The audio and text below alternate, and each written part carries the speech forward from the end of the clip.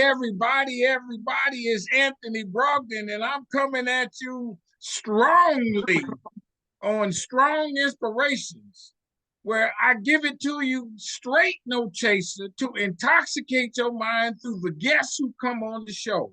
Let me tell you something about this lady. She's a nice person. She really wants you to hear what she's about to say, because every now and then, and I do a lot of these videos, I mess up. I ain't gonna lie to you. Y'all my family, and I'm gonna just keep it straight. And I messed up because we had scheduled a week or so ago. I slipped up and didn't come on the show. She was there waiting patiently for about a few minutes. And so it took me a few days to figure out I had messed up. I sent her an email. I said, ma'am, I'm sorry.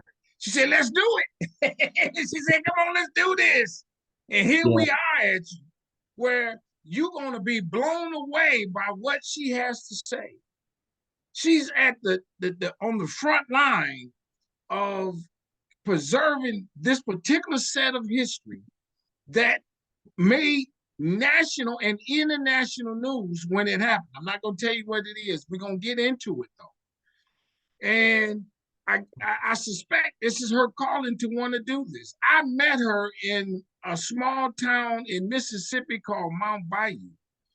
And I'm excited that I met her and was there to be a part of their Founders Day weekend. So come on, my friends, hit the subscribe button. Come on, you can do it right now. You can stop the video, just click on subscribe. It does not ask any information. You can hit the like button after you watch this, because there is no love button. You can hit the notifications bell for you to get a ding, a shock, a smoke signal.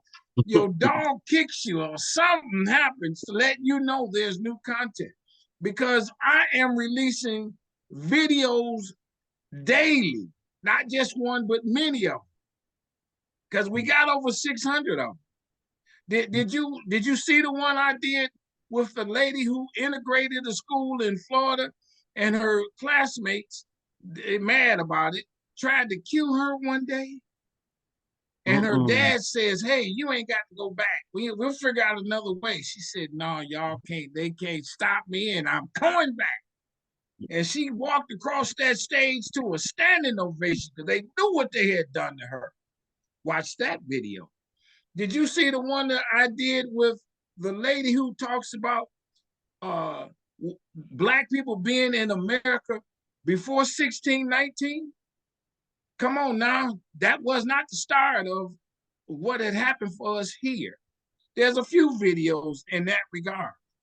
Did you see the one I did with the guy who, this is one of my earlier ones, a classmate of mine actually. He found out, was told through his family, that through his great-grandfather, that his home was firebombed. This is in Birmingham, Alabama. And around the same time of that 16th Street Baptist Church, they were bombing churches. The great-grandfather was at a church to protect it, and they got his house. Watch that video. And did you see the one I did with the guy who's the great-grandson of Josh Gibson, the famous Negro League baseball player? Watch that video. I got them from all over. You see the one I did with the lady from Australia?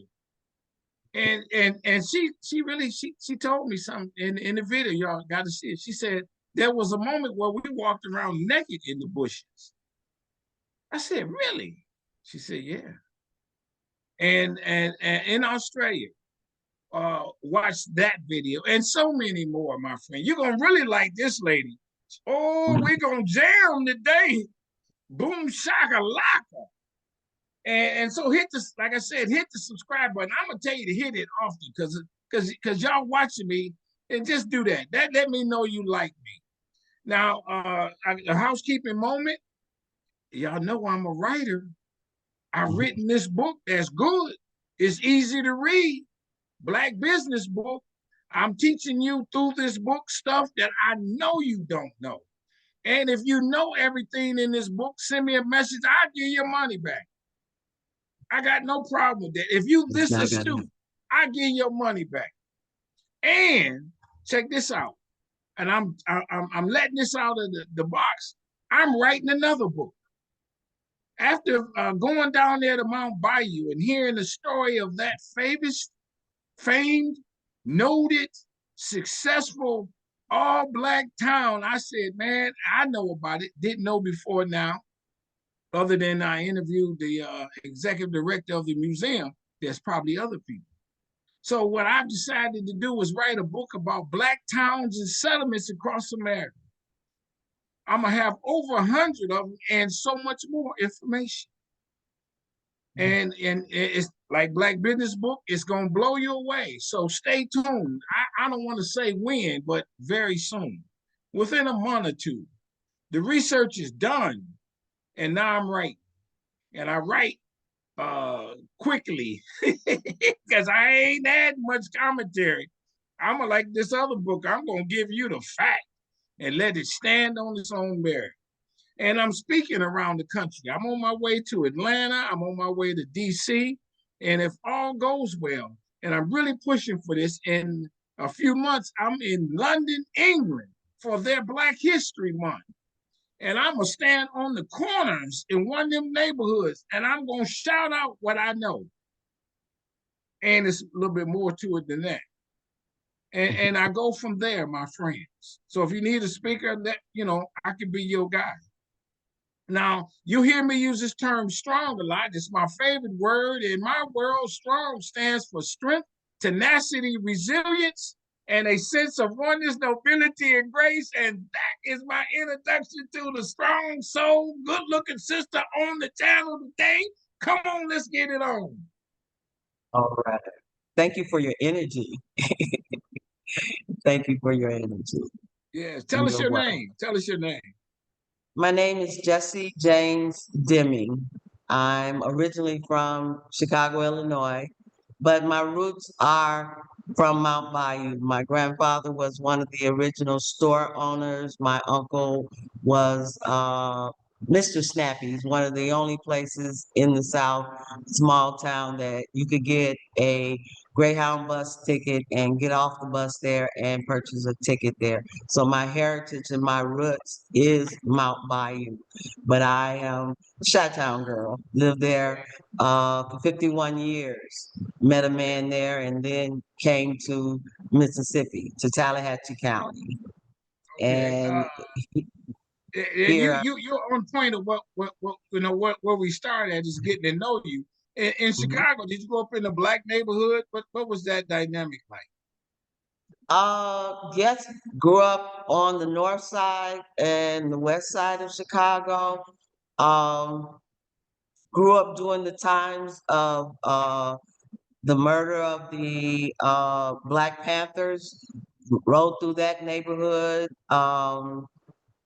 seeing Martin Luther King on the TV marching and dogs and water being sicked on them. So I'm an old bird, okay? So I've seen a lot of the history, and it has always touched me in many different ways. So when I came here, I call it walking my path. That's Okay. what I call it. I was Now, voluntold.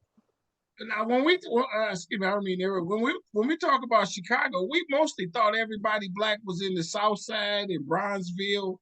What was the North Side neighborhood called that you lived in, or what have you? I lived on the west side. It West Side, wasn't it wasn't the north side. K-Town.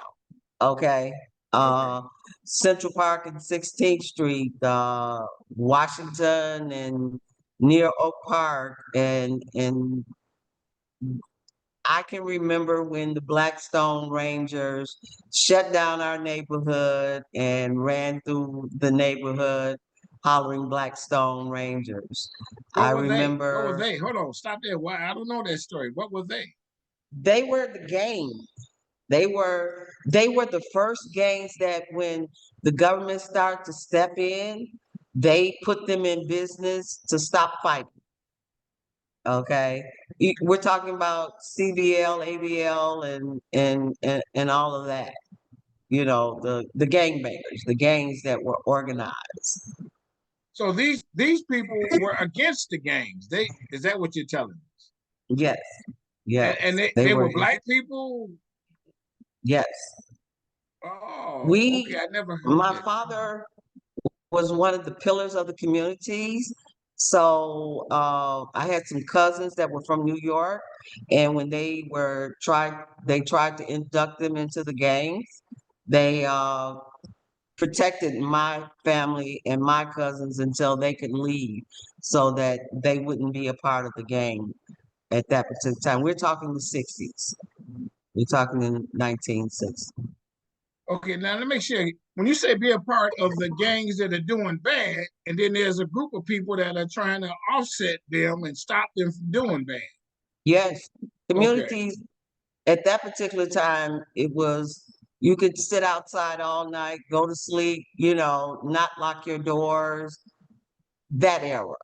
okay, Okay. So okay, there were always strong community people and elders of the community that stood up against violence and against gangbanging. But that okay. was the black mafia or the black orientation into the control that they had of doing wrong. I But see at what that you're saying. particular time, families and communities and neighborhoods organized to say, no, we're not going to live that way. I see what you're saying. And where Yeah. does the Panthers fit in this? Because they had a large Black Panther chapter, if you want to call Black Panther, with Fred Hampton, right? Isn't that his name? Right. Yeah. So Right.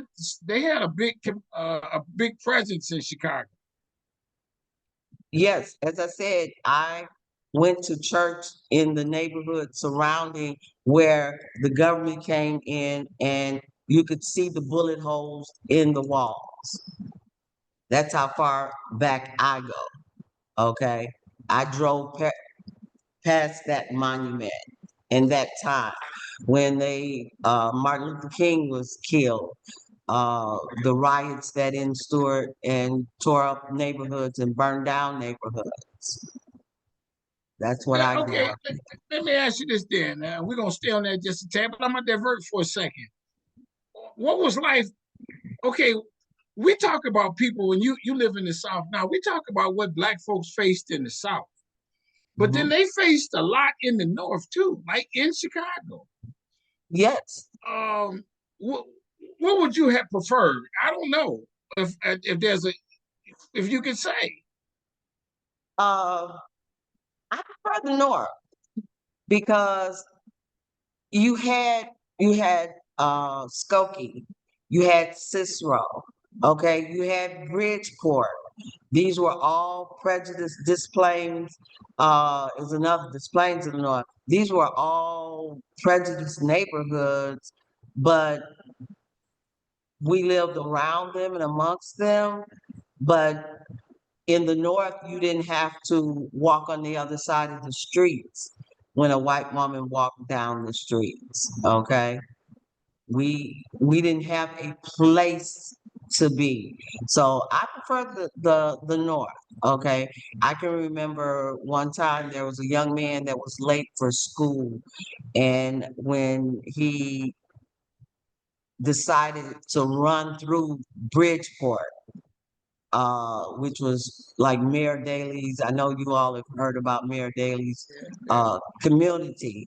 And if he's still alive, he is a vegetable just because he was trying to go to school on the other side of that community. I can remember the first homeowner that tried to buy a home there, and they burnt down the house. I can remember working in Skokie with all of the people that wanted me to go to the back of the bus. So I lived In Chicago. in Chicago, In in Chicago. Chicago, Wow. Okay. okay? Okay. Stopped by police in Cicero. Uh, and the reason that they stopped me was that 20 minutes ago, they had a bike that was stolen, but they couldn't tell me what color or what kind it was. And me being me, you got to explain to me why you're stopping me. I haven't Oh done yeah, yeah. anything, and I Anybody would have, say that. Yeah. yeah, yeah, Yeah. so, but they made this big roaring of the car and turning around and screeching of tires because I was on a bike, and you're gonna tell me you stopped me because you had a bike stolen 20 minutes ago. And Then that's when the I, one thing about Chicago. Chicago is very segregated town. yes, yes, And those neighborhoods were segregated by the ethnic group that was in that neighborhood. yes, And yes. like the Italians were one group. What were some of the other groups that were there? You had your Spanish, Puerto Rican neighborhood. Chicago is very diverse. Everybody had their own neighborhood. The Greeks, Yeah, the Italians, the Lithuanians, and Laotians, and everybody had their own neighborhood. I see. But the the prejudice was more of an undertone, and if you knew where you were, then you could navigate it. And because we worked in these neighborhoods and we had to go through a lot of these neighborhoods, you were not usually challenged, except for the famous Bridgeport, Skokie, and Cicero. Now, those, you can talk to anybody from those areas and they'll tell you stories about those areas. Oh, I see. Let me ask you this. Go back just a little tip before we get into the actual story. Well, how did your family get to Chicago? Where's the enslavement at? Is it Mount Bayou, Mississippi, and then they decided? Do you know the story why they ended up in Chicago? My mother got married and moved from Mount Bayou. My grandfather came from Mount Bayou and bought her a building. So that created our presence in Chicago. Never, never forgetting the roots of being a Mount Bayou. I was adopted, so I had the privilege and honor of having two different family backgrounds. I wasn't raised with my siblings, but I had two daddies and two moms to report to and to be governed by because I did not ever lose that tie to my family. Oh, So okay. my adoptive family, they were a little bit more liberal. I had a white godmother. I went to dinner, went to shows, and lived my life intermingling with white people. Oh, But really? that's not that was not the norm. Most of us lived within our own community and lived within that community. I had a more diverse background. All right, I'm gonna ask you a question, and I hold no punches, and this is what I do on the show. Did you like it being around the white people better than being around the black people? No, I like people. I don't see white until you show me, if you can understand what that means. It's Okay. about how you treat me. And because of my diverse upbringing, I understand that it's not a color of the skin thing, it is the mindset and the heart of the individual Oh, okay, that okay, I governs like that. them. And that's I like how that. I deal with life. I, Yeah, I know of I've heard of and have lived through a lot of white injustices right. and mindsets. But because of my upbringing, I deal with people according to how they deal with me. I know that all black people are not good, and I know that all white people are not good. All right, I like that. So Yeah. so you act like I've never had white friends. I just be perfectly honest. So you've had white friends that can communicate with white people just normally like with anybody else. Hmm. Yeah. How do you avoid the as you said, and we all understand the injustice of white people on black people to say that okay, them white people over there, they kind of cool. They my and I and so on and so forth. Uh, yeah, there's something to that question. How do you is there a How do code switch you got to do or any of that kind of thing? I guess it's where you meet them, you know. Um, I'm very much proud and have a perspective on the injustices and racism in just about every form, but I know that we could not get to where we are being just Black people. It takes I people, agree with that. it takes people, like-minded people, people of the same heart and of the same mindset to live in this world. Yeah, you're gonna have your prejudices, you're gonna have your um, Uncle Toms, you're gonna have your Bo Diddleys, and you're gonna Yes, have your Billy yes, yes, Bobs and yeah. all of them. And I'm always looking out of the side of my neck, but I have a presence that you're no better than me. Oh, I love it. Okay. Yeah, When you peel back the packaging, you still got the same thing to work with. yeah. Everybody has the same thing to work with. And I understand society and systems by which we're governed and by the histories that and the brainwashing that some people do to their young. That's why I fight so much to waylay those stigmatisms that no, I don't have a tail. And when you cut me, I believe, and I deserve the same pay as my white counterpart. What's your take on white people who like Black history as much as they do? Do you think, and I know we can't be blanket on it, you think some of it is a curiousness or some of it is, I feel bad? What are those dynamics? Because that happens a lot of times. And then that's going to lead into what you do. Because I'm sure there's a lot of white people who come to where you work. Mhm. What's the response as to, or why you think they do? That is just as varied as the days are. Okay. Yes, some of them are curious. Some of them are empathetic enough to understand that that's wrong. That's not normal. So I credit it to the nature of the beast that is within some people. I don't shortchange me. Don't fake me out. Be for real. And I understand that people have their own curiosities and it takes a lot to make a person who that they are. So who am I to stand in the way and say what your heart is? Okay. Yeah, you got the slick ones that's, not in it for the right reasons, but I don't deal Yeah, with them. I just yeah. deal with the people that, got that good heart, you know. Let me ask you this. What is racism? Racism is the system by which one group of people like to perpetuate and hold over and degrade or slander or take away or make themselves feel better than. Okay. Did the people who, and this is going to lead into the story, and then I'm going to ask this question, then I want you to answer this, and then we go into the story. The people who committed the atrocities against the guy that you work, I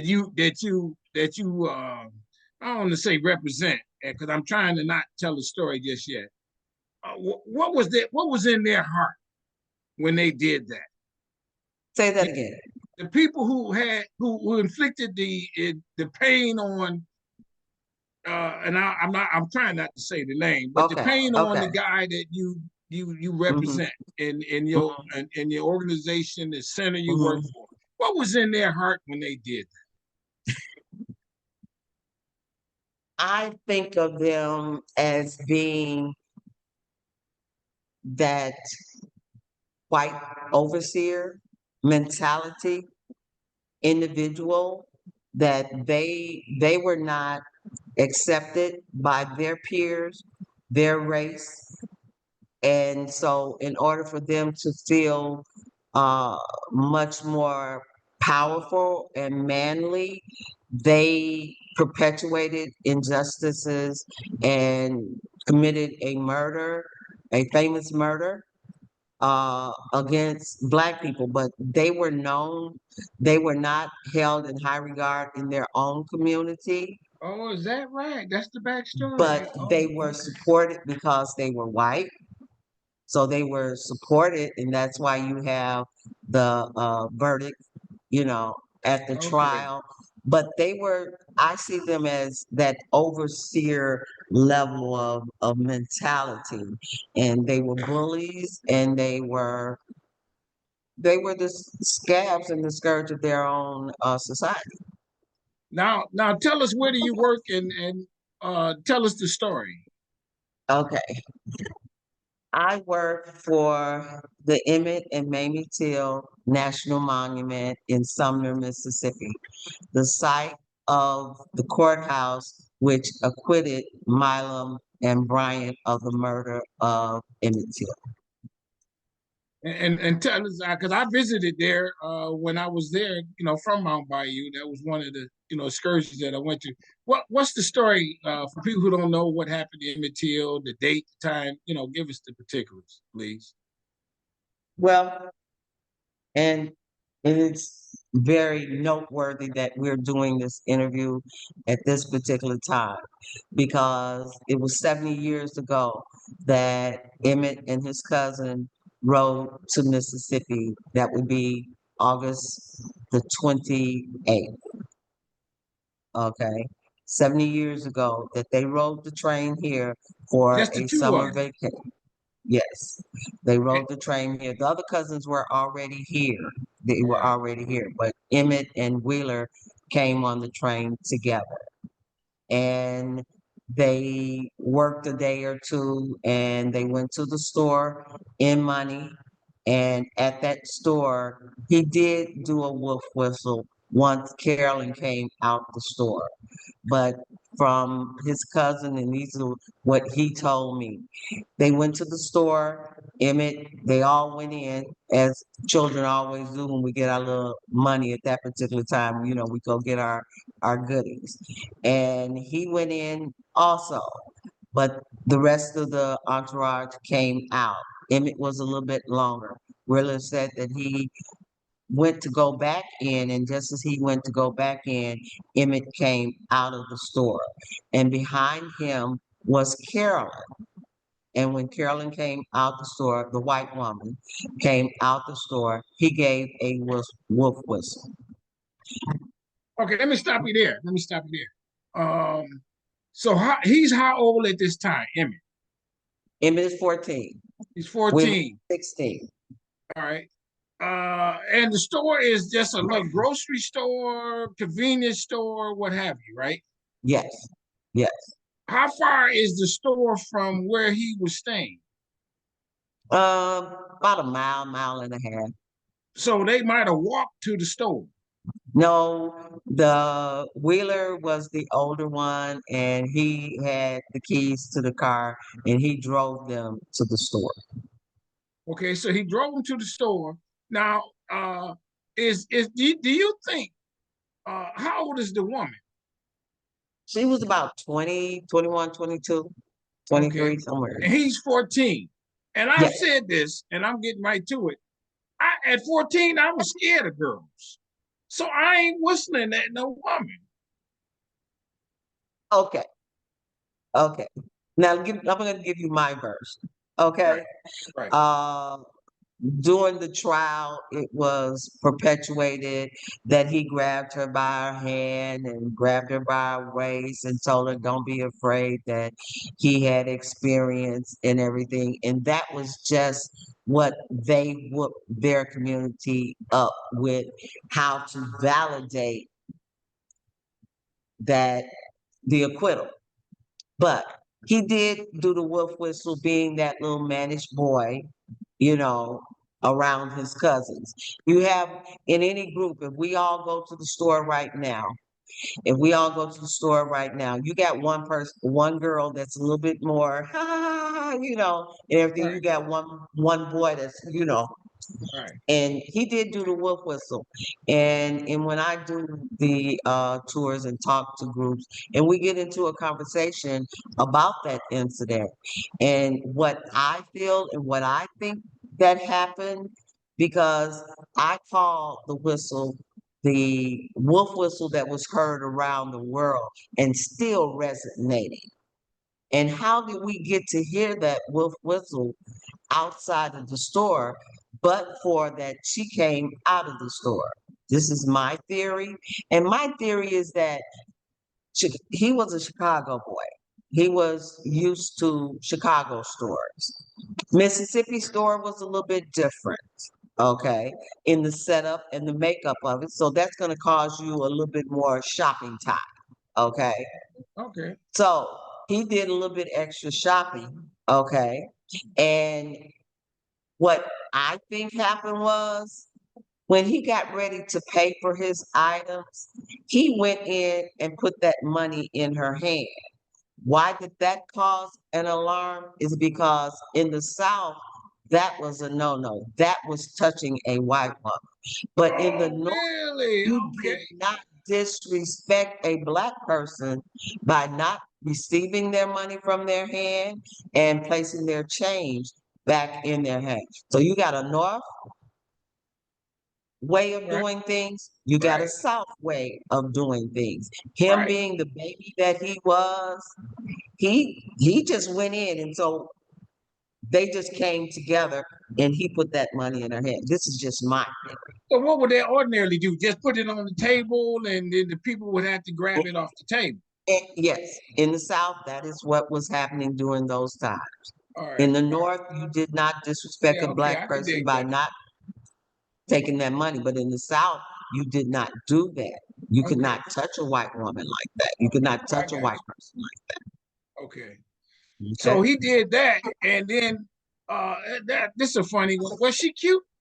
You know, slender white girl or something like that, and I It mean, is a, okay, so maybe so. Okay, maybe so. So, yeah.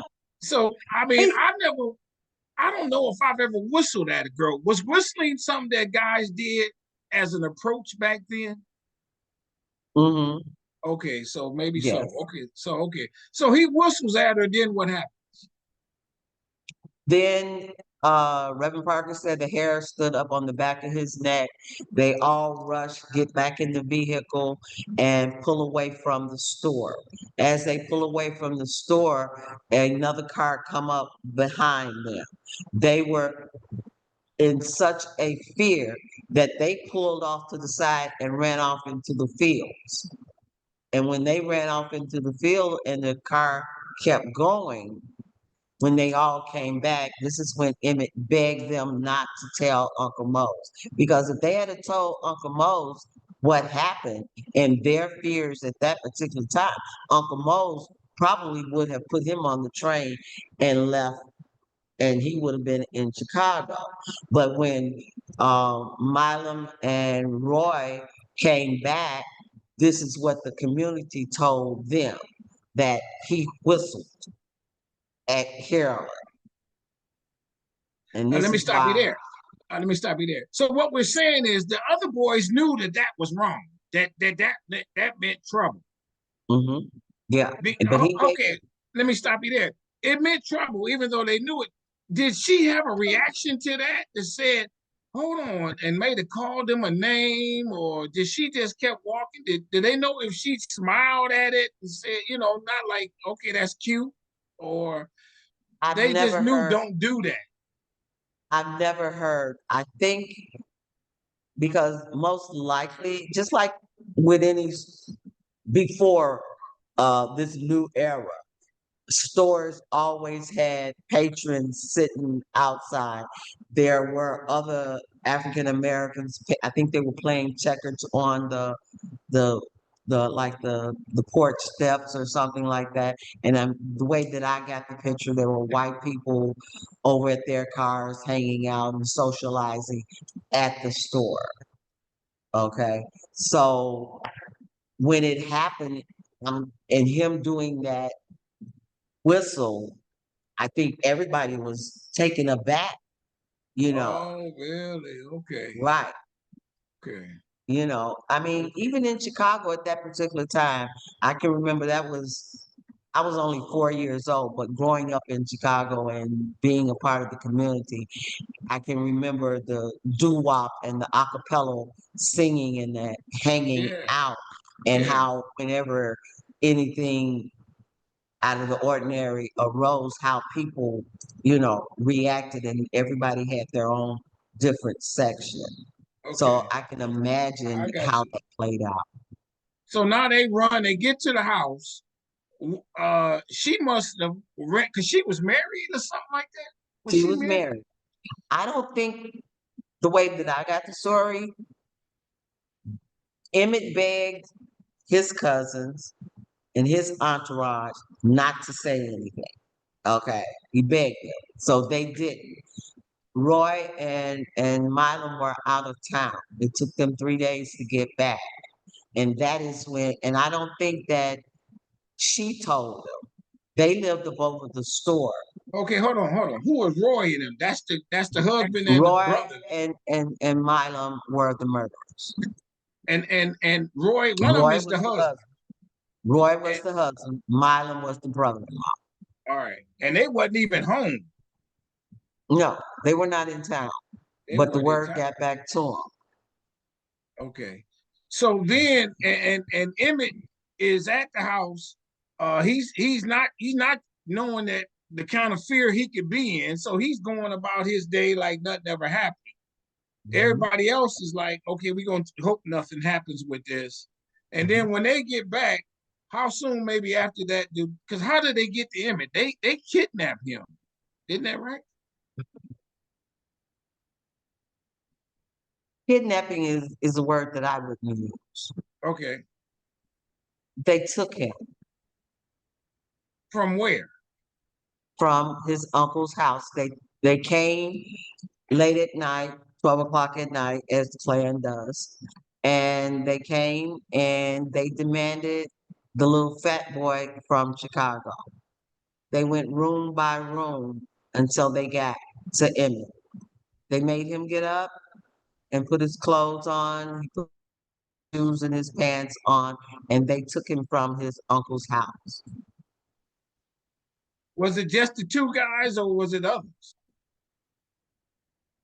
The way the story has been relayed to me, it was the two white men that were in the house, but there was one or two black men on the back of the truck that held him down. Held Emmett down? Yes. Oh my God. Him they ride off and then they commit this murder at the gin mill or something. And on everybody, I'm only able to tell this because I was there. Is that the way it happened or something like that, right? They take him from Money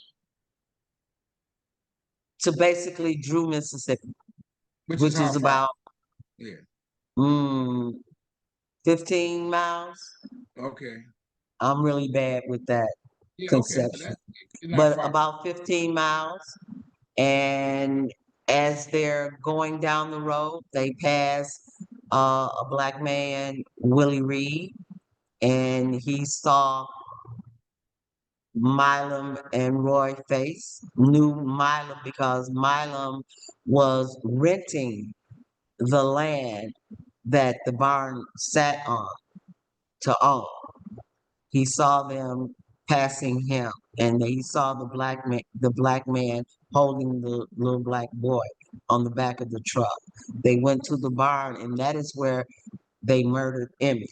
It has been stories that have been told that there was more than Roy out there, that there were horses, there were wagons, and there were other trucks at this barn that night. The other people that lived and worked on the plantation could hear his screams, and some of them came out to the well, and it was there that they were told to go back into their houses, but they remember hearing the boy screams for his mother. Does anybody ever identify the black guys on the truck?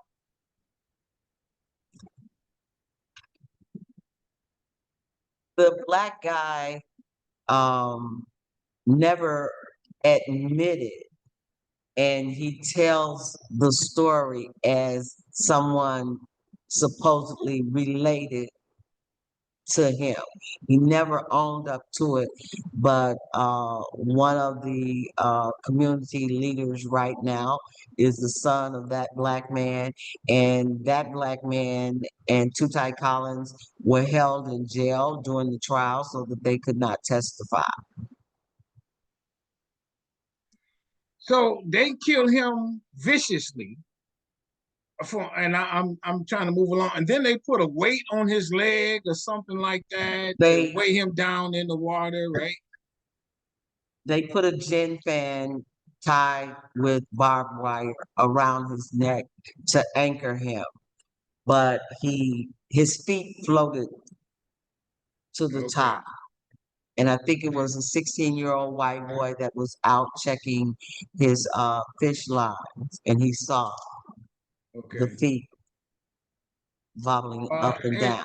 as we move along, so then some time passed between they finding the body and when they have the court case. How soon after that do they say, "You the guys, we're gonna put you on trial," whatever, whatever? Mhm. I think it wasn't three, because the whole incident was happened and in like a 3-week period. It was all over with, I think September the 3rd or something like that. Oh, really? When Okay. you say the Yeah. whole instance, not the trial too, right? Everything. So We'll the say three trial, weeks. so the trial didn't take long for them to say he's acquitted. No, the trial didn't take long itself, and the verdict initially was in 15 minutes, and the sheriff asked them to have a coke and a smoke, and they came back anywhere from 45 to 67 minutes later with an acquittal. Was there a black prosecutor or white prosecutor? Why? Okay, and we would assume he didn't try to put up much of a case, I guess. He did. Oh, he He did. did. He did the best my thing, that he did the best he could within the society that he lived in. Okay, Yeah, because right, right, right. because he was taken in LaFleur County. Okay, he was driven to Sunflower County and murdered. He was brought back to Tallahatchie County, got a fan, put it around his neck, and threw him in the waterways of Tallahatchie County. So now, Tallahatchie County is the only one that tried to serve any justice. LaFleur County, he was removed from there. He was kidnapped, if that's what you want to call it. Okay, He yeah, was yeah. That's kidnapped too in strong. Too LaFleur strong. County. Nothing was done. But because his body was removed out of the Tallahatchie River, then they had that jurisdiction, and they did the best thing. They presented a case, okay?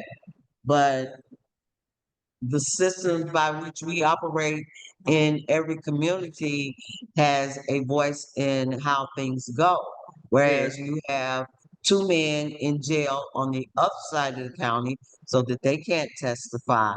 Okay. The reporters are the ones that uncovered Willie Reed.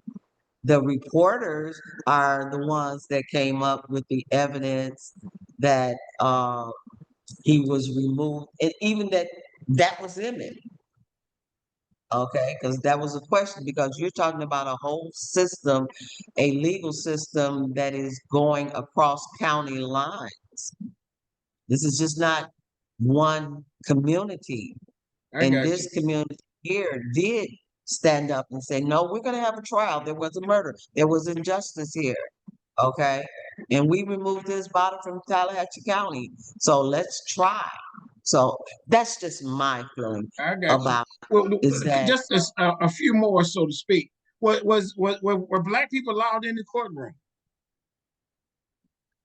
they had a designated little small table with Mamie That's the that mother. they yes, Mamie. And that was mainly the entourage from Mount Bayou. Medgar Evers, I can't think of it. Miss Bradley, the reporter, the black reporter. Uh But the rest of the courtroom is white people yes, it was a sea of white men in white shirts. White men. in the court. Now, was she or was the mother, Mamie? Was she in Mississippi when he was there, or she heard he died and then had to go down there? I don't know that She came down for the trial.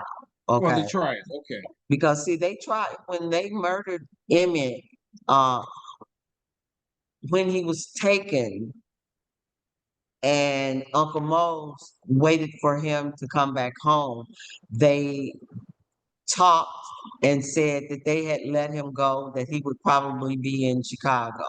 And then it took him 3 days for his body to surface. oh Okay. man.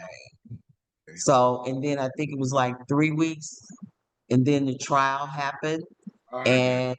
And so in that 3 week time, she had the funeral and was grieving.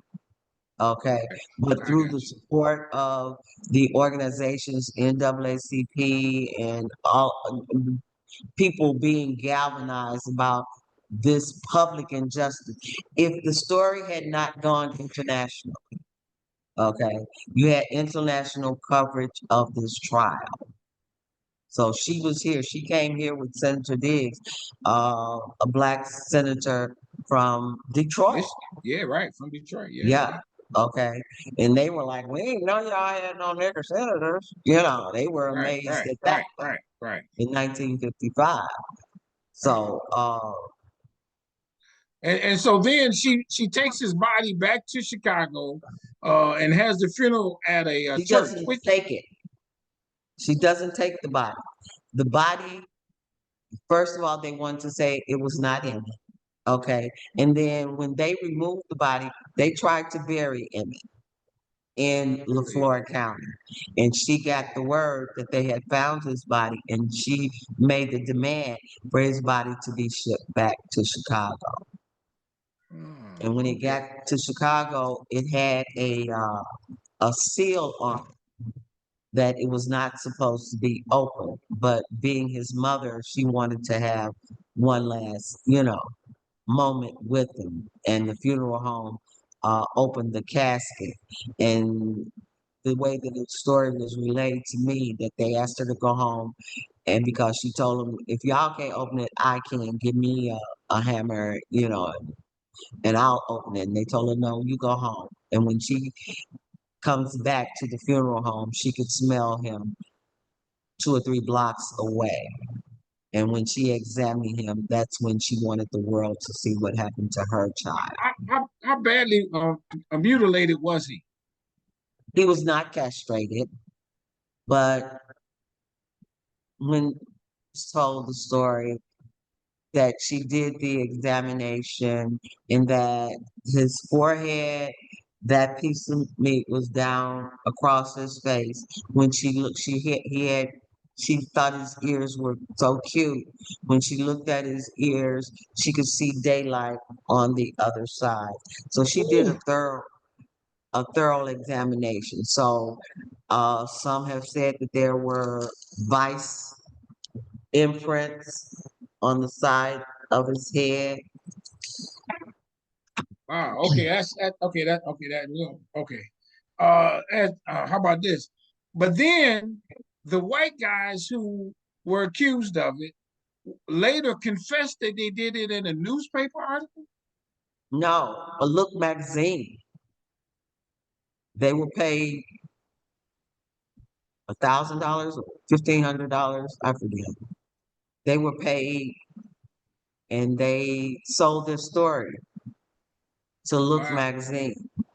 Is Ironic, Look the huh? same as Life? Oh, I never even heard of Look. That's a magazine that probably was back in those days. Look, Look was, I think, right there with like Jet and Ebony. I think Look was a Jet and Ebony production.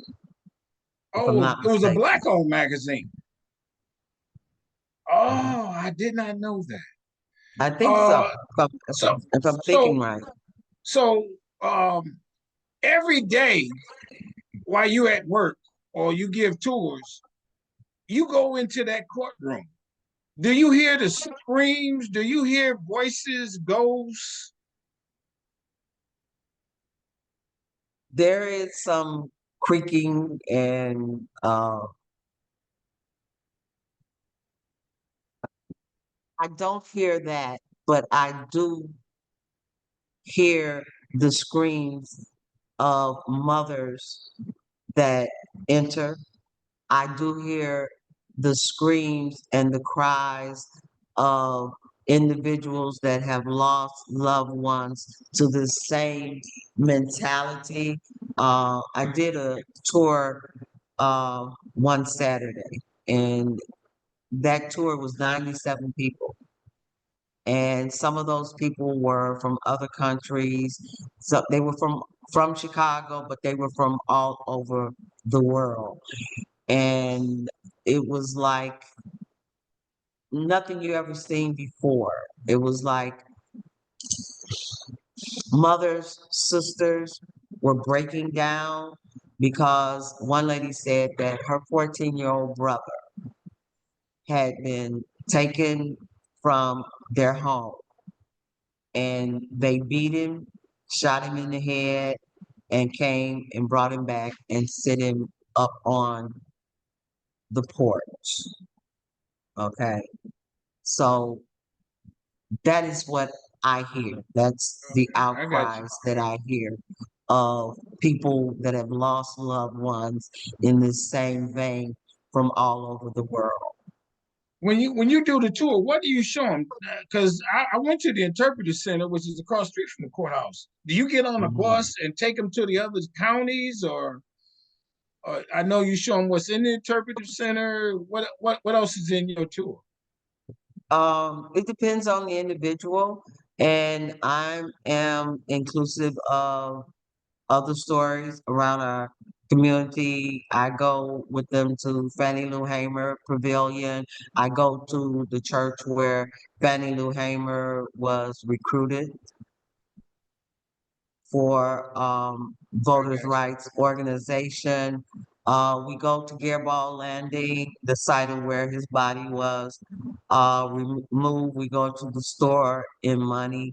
We go to the barn. I will take people to the site of the funeral home where his body was prepared and shipped to Chicago. I got you. Do you uh uh how did you get into this? Um, I met a man in Chicago about 4 years ago, and he was from Tallahatchie County. He grew up playing in that courthouse, but he did not know the significance or the ties that it was to the death of Emmett Till. This community, Black people raised up in this community, are still under that lasting impression of we don't talk about that. You don't talk about that. Okay. It was used as a big stick in this community's families and homes by Black people because they feared for their loved ones and because they worked for white people, they worked for the murderers, they worked for the uncles, the grandfathers. So they were held under a umbrella of I don't want it to happen to you, so I can't talk about it. I can't who can I tell? Who can I complain to? So how I got here was that my husband's friend and classmate and family friend that they grew up together coming off of the plantation, establishing their first time homeowners in a little community called Goose Pond. Okay. And when they became first time homeowners, after they were in their homes for a while, the water was so atrocious that they went to try to fix the water. It was a fight that my father-in-law, and that Jerome, being the young person, was inspired to help them. There he learned where the power was in making a difference in his community. So he was bitten by the political bug to make a difference in his community by running for office. He ran 3 times. They laughed in his face and everything. That he was one of those first-time African Americans that ran for offices. Anyway, he wound up being the supervisor over this beat. And at that particular time, the courthouse had become in such disrepair. So he went to the legislators to ask them to earmark some money. It was there that he found out from one of our state senators, Senator David Jordan, a Black man, that you're sitting on one of the most historical landmarks of the civil rights movement. And that is the site of where Milam Bryant was acquitted of Emmett Till's murder. So that created a fire in his belly to make a difference in his community, to prove to Mamie that he would try to preserve and acknowledge and tell the history. He wanted the world to see where it happened also, and to preserve these historical landmarks. I moved here in 2001, I think, 2001. Okay. And Jerome was the type of individual, he would tell you, I don't know how to do a whole lot of things, but I'm going to surround myself with people that do. So I was in armor because he wanted to do so much, and he tried to do so much for his community. So he volunteered me to be a part of the Emmett Till Commission. And that is the organization that started all of this and that is behind all of this, the preservation of Emmett Till's story. So you every day you got an Emmett Till thought almost. Does this ever depress you? Doesn't depress me because I am empowered by letting the world see what from one mother and the loss of a child from a Black woman in my community and seeing the injustice that is perpetuated against my people, whether they're Black, brown, or just injustice.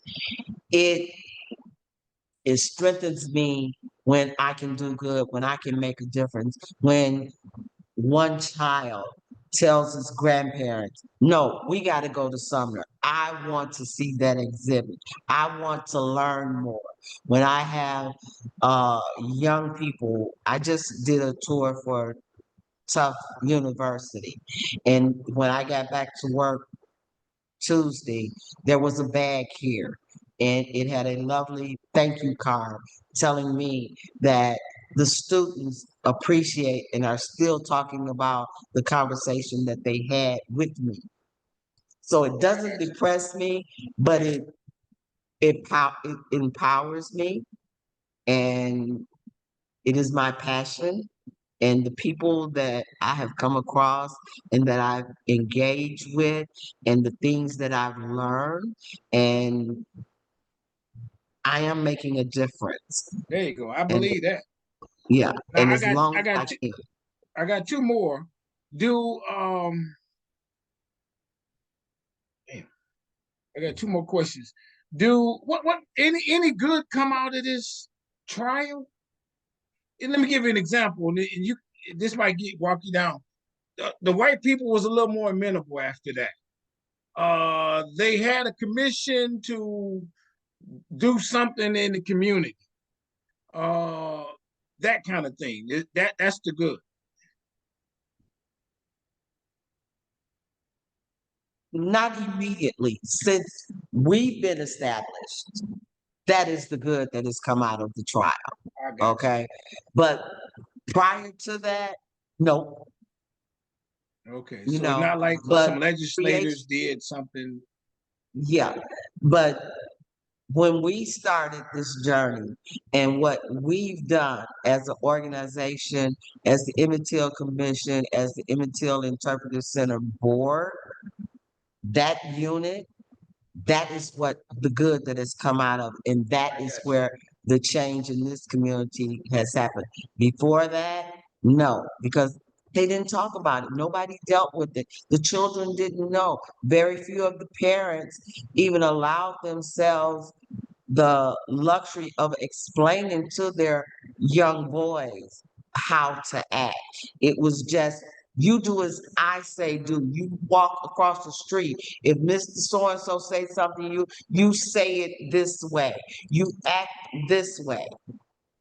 But when we started this and what we started with this has now blown into we being supported by Tulsa, Oklahoma. I did a speaking engagement with them, and we're talking about something that happened 100 and something years before Emmett. I got you. But they're inspired by what we've accomplished and what we've done, and this Is is it the time. is there Emmett Till Day somewhere, or do y'all do something to recognize a day that he was born, the day that anything like that? For like if people come from out of town, now they can come year round, I'm suspect. But is there some festival or something like that that I don't know, festival, but whatever that they should, Yeah, yeah. there are other organizations tied to the Emmett Till family uh, out of Seattle, Washington, that does Emmett Till Legacy Foundation, and they do a lot of good work under the Emmett Till Legacy Foundation. And they have Black and White Day. We just had a reopening of our center on August the 25th, Emmett's birthday. I think Chicago did a celebration commemoration also on the 25th. I think they did it the 25th and the 26th of August. And we have our 70th anniversary commemoration, August the 28th, 29th, and 30th here in Mississippi. That's been ongoing for the last 3 years. And as I told you earlier, That day commemorates what? it commemorates his death, His death. Okay. the 28th. All right. I got you. Okay. The last one, is there like a question or something that I have not asked you that you want to say to people? And then also give maybe the website and how people can support your efforts. And not yours, but the The foundation's organization. efforts. Yeah. Um, what I'd like to say is that never give up. Let this story resonate throughout the world. Let us as people join together and stand against injustice from 1955 to now and the future. Let's change as many people as we can. I don't want children that are born now not know Emmett Till, not know George Floyd, not know Fannie Lou Hamer, not know so many other soldiers and people that have stood against injustice and tried to make a difference. I want children of any color to be able to say, that's not right, and we shouldn't do that, okay? That's not how we want to live. I want them to take that, and as long as I can, I will be standing in these spaces. I will educate, I will compensate, I will do what I can to make a difference that Emmett's life was not lost in vain, that there is power in each and every one of us to make a difference and to don't let nobody tell you, no, we don't want to talk about that. That can't be talked about. That's not important because every day is important. I And got how you. we make that day is the difference that I want to see. Okay. What's the website and how The people can support website you? is emmett-till.org. Now, and Emmett is Emmett, right? Yes, That that's and Till is just TILL yes, .org. emmett-till.org. All right. I thank you Okay. so very much for coming on the show. Tremendously. Uh, Thank you. this has been great. I mean, I was happy to be down there to go to the center. I talked to the young brother that was at the desk. Uh, Mhm. I must admit though, I didn't need to go to where they found his body, and I didn't because I mean, that's just a late but a historical marker there, right? It's like some kind of marker where the kid found him. Yes, I think it would have been interesting to see the gin where it happened. Uh, and I didn't make it there. I did see the store. And is there and I'm sorry for another question. Is there a controversy or I'm not the right way to why the store isn't refurbished and it's got all them bushes in front of it and the historical markers in front of that gas station that had nothing to do with this? Is there because you know what I'm saying? Because I took pictures of it and they said that ain't the store, that the one with the gas station. It's around the corner behind the bushes. You think there's something to that? You can just yes, say, there okay, is. Okay. all right. Like I said, I've been doing this work for 20 years now. When I first went to the store, uh, the site, it just had a little hole in the back of the roof. And so you were here recently, and so you know Yeah. how overgrown and unkept. And from the time that we started our organization, we really tried to preserve it and to acquire it. And we've never been able to acquire it. From 20 years ago, they wanted $4 million for it. And yes, they did receive a 500 or $1 million grant to restore the store next door, the site next door. And Really? that was under the premise of that when they stopped, when the incident happened with Emmett at the Bryant store, the Black community people stopped going to the Bryant store and start going to their store. And it was supposed to be preserved as a haven for tourism. Never been able to Really? get in it. Well, yeah, right. It wasn't a black owned gas station. Why did they go to that store? They just didn't want to go to the other one. Right, Oh, okay, I got it. right, All right. Well, right. that's the dilly do, everybody. Uh, you go to the website emmett-till.org. Support them. Uh, they have a big. Is there a foundation in Chicago, like a Yes, sister group of yours or something like yes. that? The Yeah, Till Institute. the Till That is Institute. the organization that is established with Emmett's cousin, the last living witness. That is the family organization in Chicago, the Till Institute. And that is around the other half of our national monument status, the Right Temple Church. That's the church, is a part of the national monument. The church where they had the funeral. Yeah, Robert's Temple Church. All right, there you go. Robert's Temple Church of God in Christ.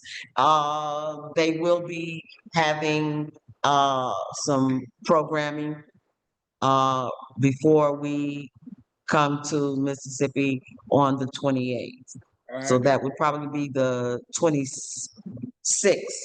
There'll Right. be some Stuff there. Okay. commemoration going on there. Because what we do is more of a committal. We recommit him at the barn. That's the highlight. At the We where? met at the barn where he lost his life, where he Oh, was really? beaten and where he Yeah. lost his life. Oh, really? All right. Yes. All right, everybody, hit the subscribe button on Strong Inspirations. Hit the like button. There is no love button. Hit the notifications bell. Come on, my friends, do this. We are growing, and it's a result of the people who come on the show, like this lady, something. Yeah. And so these are the real deal people, as this sister with 20 years of experience doing this, sharing this, touring, telling the stories, things of that sort. Follow them, the websites, go to Chicago, see the church, the Till Institute, check it out. And go to my website. Everybody, get you a copy of this book, Black Business Book, please, my friends, and be on the lookout for the new book that's coming out soon. It's not titled just yet. And to you, my sister, I say this, and I mean this with all sincerity.